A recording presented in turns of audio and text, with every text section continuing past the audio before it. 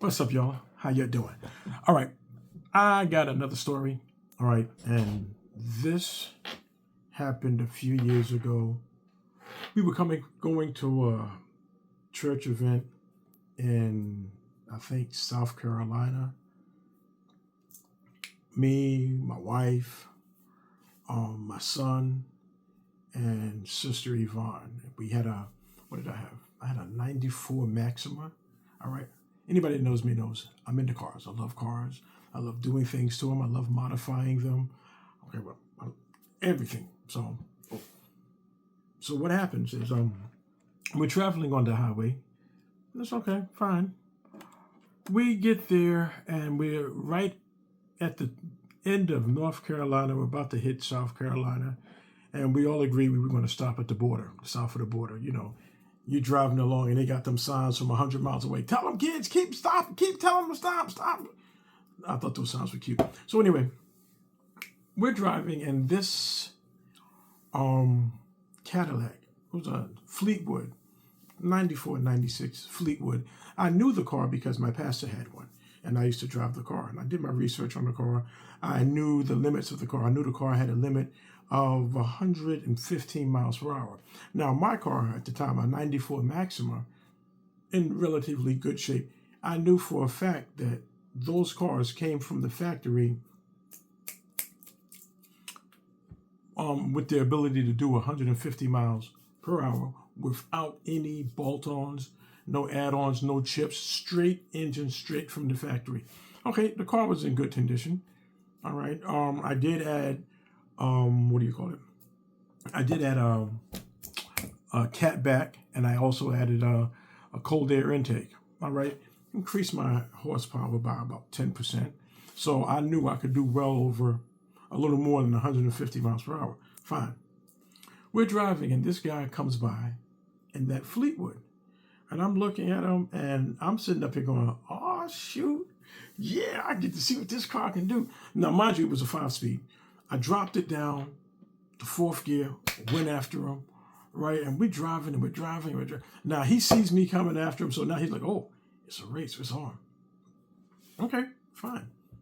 We're driving. I get up to about 100 miles per hour. The car drops, right? Now, my wife is asleep. I don't know what Sister Yvonne's doing. I don't care. But wifey was asleep, so she's asleep. Good, right? JJ, he's a kid, so, right? God looks after babies and fools, right? Yeah, okay. So, I'm driving. The car drops down. I'm like, oh, yeah, this is all right. So, just as I'm about to overtake this guy, because I know he can't go past 115 miles per hour because the car was governed. Well, at least I thought the car was governed. I don't know. I never got up there. Why? Because for some reason, somebody woke up. So I'm driving now, and I'm all excited. The car moving 5th gear. Ah! I hear this, like, I call my, honey? Yeah, babe, what's up? Is everything all right with the car? Yeah. Why? Why you at? Mind you, my wife knows nothing about cars. She doesn't know anything about cars. You wouldn't believe the amount of times she's gotten into the wrong car. One time, now, that was halfway justified because the van that I had looked like the van she got into. And she got into, I was sitting in the parking lot. I know I got to stay on track, but she got into the van and stayed in there for 3 minutes. And I didn't come out the van because I wanted to see how long it was going to be before she realized she was in the wrong van. After 3 minutes, you see her backing up. Oh, I'm so sorry. I'm so sorry. She does this on a regular. If it's the same color as my car, she's just going to get in it. Okay. Well, she's gotten a little better now. So anyway, she's like, honey, something wrong with the car? Now, I can't really look at it. I'm doing like 105 miles per hour. Car is all low. We cruising, right? I'm like, no, ain't nothing wrong with the car. Why you ask something wrong with the car? Why you ask? Why you ask? Because I'm trying to be calm. And she's like, oh, well, before the exhaust was really loud, but now it's really quiet. What happened to, apparently, the guy put the cat back in wrong. You go figure. All right, fine. So I said, oh, okay, yeah. No, everything is fine. Don't worry about it. Don't worry. She said, honey, is the RPMs right? When did she learn about RPMs? Okay, what do you mean? You're at 5,000 RPM. Yeah. And then this was the killer. Honey? A lot of honeys in there, right? Yeah, babe. Is that 110 miles per hour? Oh, race over. All right, so now I break it down. Slow it down. I'm mad now, right? And we pull over into the south of the border to get gas. The people that were with us, the convoy that we had, caught up to us. And the guy that I was apparently racing with pulled in too. And so he pulled into the stall next to me, and he just looked at me. And I'm like, my wife woke up, man. Okay? She woke up. He just shook his head and drove off. But you know what I think? I think Sister Yvonne woke my wife up. Sister Yvonne, I just want to let you know, I could have won that race. I could have won it. All right, if you had just given me 6 more miles, okay, I could have won that race. And I love that car. And the funny thing, we used to name our cars back then. Okay, there were cars like Lady. Okay, and the car that my pastor had was Chariot.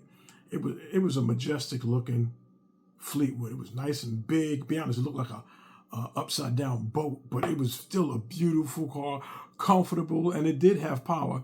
Just didn't go up to 100, didn't go past 115 miles per hour. And we named her Chariot. Okay, and then later on, when I got my Audi, okay, I just want to let you know, be careful what you name your cars. Okay, just don't do that. I named my Audi Side Chick. She gave me a good ride, but she took all my money.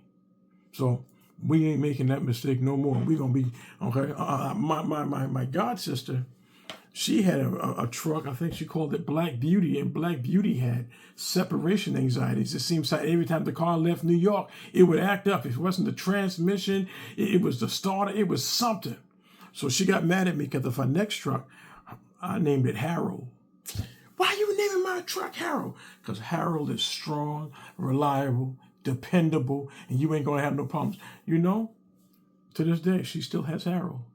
And I ain't heard no stories about Harold acting up. So I guess she's still mad at me because I named the truck, and I still refer to it as Harold. Okay? But the moral of this whole story was, back then I was stupid. Okay? I had the lives of my wife, my son, and Sister Yvonne in the car. And I'm like, wow. And you know what? It's a beautiful thing when you can survive your stupidity. Or better yet, it's a beautiful thing where God lets you survive your stupidity. Anything could have happened, and it would have been all on me, but 3 people could have suffered. So thank you, God, for keeping me out of my stupidity. All right? I still drive fast, but not as reckless. All right? Okay, y'all. Y'all be blessed. Y'all have fun. All right, I'm going to get ready. I just got off of work. I'm going to get ready to take care of some things in the house and go to bed. All right, y'all stay blessed.